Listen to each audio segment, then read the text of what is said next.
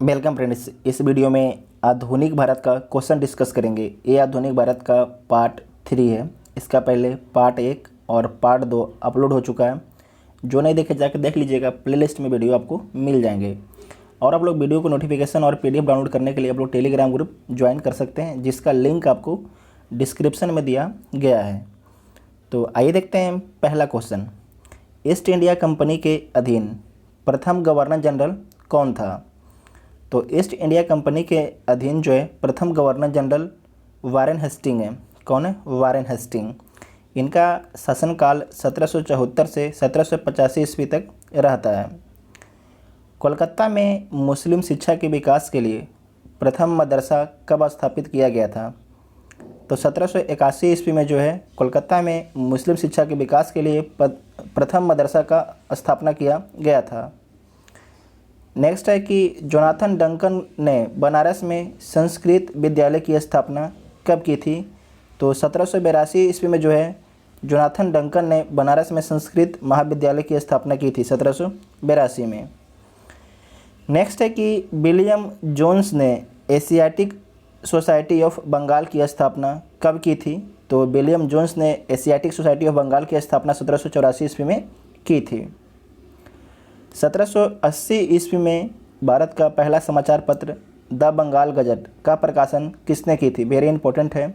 तो James Augustus Hickey ने कब की थी? 1780 ईस्वी में। वेरी इंपॉर्टेंट है द बंगाल गजट।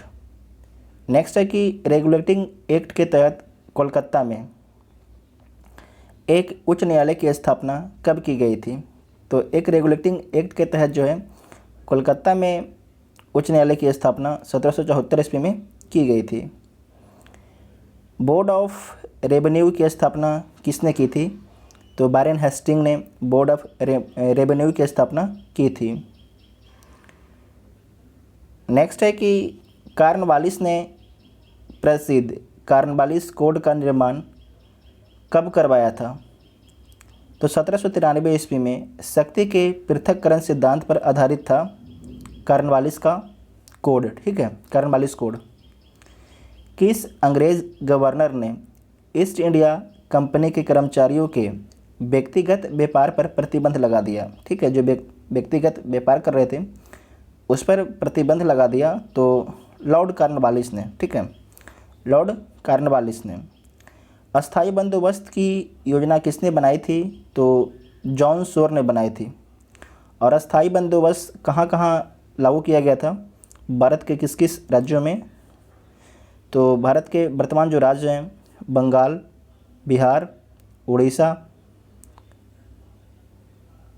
बनारस, ये आपकी ज़िला है उत्तर प्रदेश का, और मद्रास के उत्तरी ज़िले में लागू की गई थी। तो याद रखिएगा कि बंगाल, बिहार, उड़ीसा, बनारस तथा मद्रास के उत्तरी ज़िले में जो है स्थायी बंदोबस्त लागू की गई थी। भारत में किसे नागरिक सेवा का जनक माना जाता है? तो लॉर्ड कॉर्नवालिस को जो है भारत में नागरिक सेवा का जनक माना जाता है। और इसका जो कार्यकाल रहता है 1786 से 93 और 1805 ईस्वी में इसका कार्यकाल रहता है। जब 1805 ईस्वी में भारत में आते हैं तो इनकी मृत्यु हो जाती है अपनी पद पर ही। नेक्स्ट है कि सहायक संधि की पद्धति किस गवर्नर जनरल ने शुरू किया था? तो आपको ध्यान रखना है कि लॉर्ड वेलेस्ली ने जो है शुरू किया था। लेकिन आपको ध्यान रखना है कि पहली बार जो है इसका प्रयोग डुप्ले के द्वारा किया गया था। डुप्ले एक फ्रांसीसी गवर्नर थे। वेरी वेरी इंपॉर्टेंट है कि सहायक संधि की पद्धति किस गवर्नर ने शुरू किया? तो लॉर्ड वेलेस्ली ने। अगर पूछ देगा कि पहली बार, तो डुप्ले जो एक फ्रांसीसी गवर्नर थे उनके द्वारा ये शुरू किया गया था। वेलेस्ली के द्वारा इसका जो विस्तृत रूप से इसे लागू किया गया था सहायक संधि को। हैदराबाद ने अंग्रेज़ों से सहायक संधि कब की थी? वेरी इंपॉर्टेंट है। तो हैदराबाद ने जो है अंग्रेज़ों से सहायक संधि 1798 ईस्वी में करता है। कब करता है? 1798 ईस्वी में। हैदराबाद के बाद जो है अंग्रेज़ के साथ सहायक संधि कौन करते हैं? मैसूर। ये कब करते हैं? 1799 ईस्वी में। उसके बाद तंजौर 1799 ईस्वी में, तंजौर भी। अवध 1801 ईस्वी और पेशवा ये भी 1801 ईस्वी में। बरार एवं भोसले दिसंबर 1803 ईस्वी में ये भी आपके अंग्रेज़ के साथ सहायक संधि करते हैं। सिंधिया 1804 में। एवं अन्य सहायक संधि करने वाले राज्य जो हैं जोधपुर है, जयपुर है, मच्छेड़ी है, बूंदी है और भरतपुर है। तो इसमें आपको याद रखना है, आपसे एग्जाम में पूछ दिया जाता है कि अंग्रेज़ों ने सहायक संधि जो राज्य दे देगा कि आपको मैच करना है। तो जैसे कि अगर हैदराबाद से सहायक संधि कब की गई थी तो 1798 और मैसूर के साथ 1799। इस तरीके से आपको याद रखना, डेट इसको जरूर याद रखिएगा क्योंकि एग्जाम में पूछा जाता है।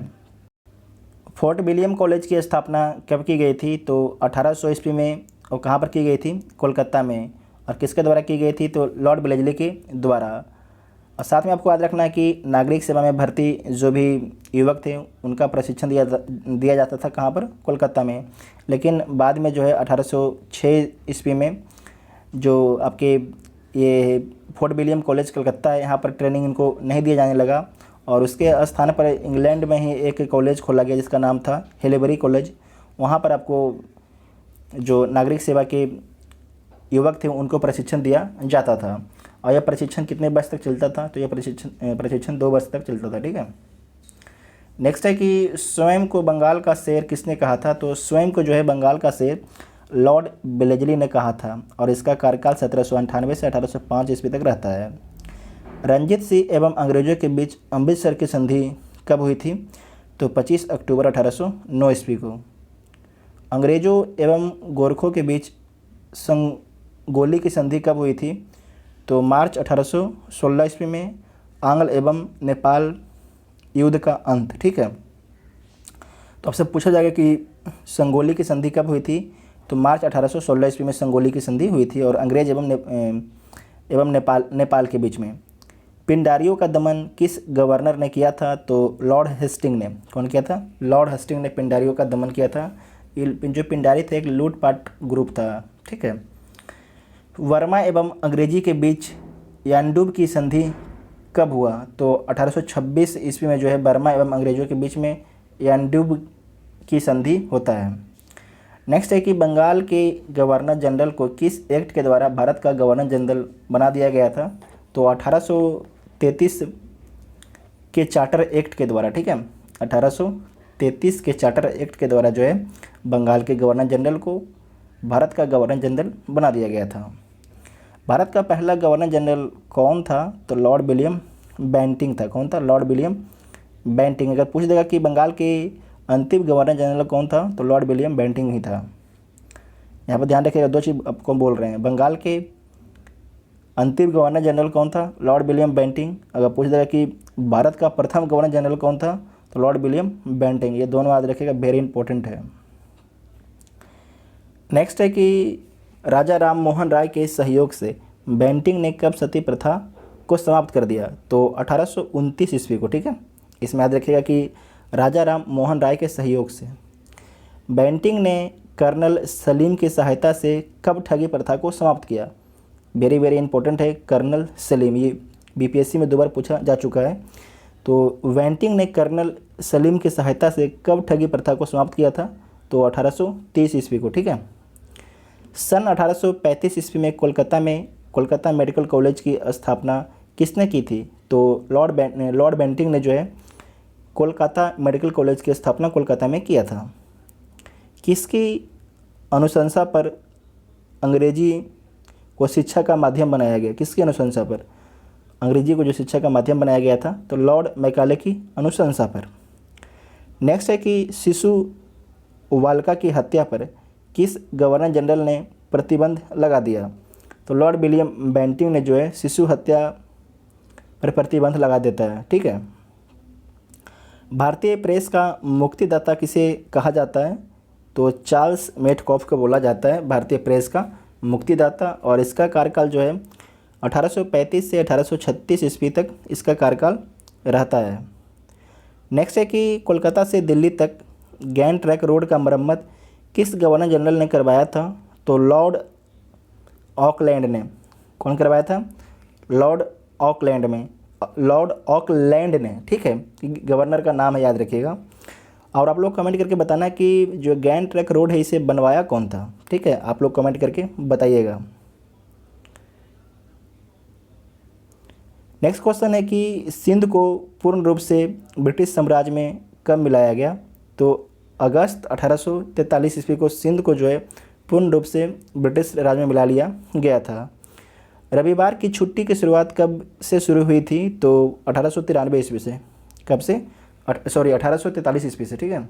1843 ईस्वी से जो है रविवार की छुट्टी की शुरुआत होती है। कब से? 1843, ठीक है।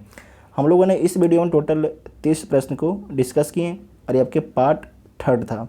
अगर वीडियो देखने के बाद आपको हेल्पफुल लगता है तो वीडियो को अपने दोस्तों में जरूर शेयर कीजिएगा और टेलीग्राम ग्रुप ज्वाइन कर लीजिएगा ताकि वीडियो का नोटिफिकेशन आपको मिलता रहे। Thank you.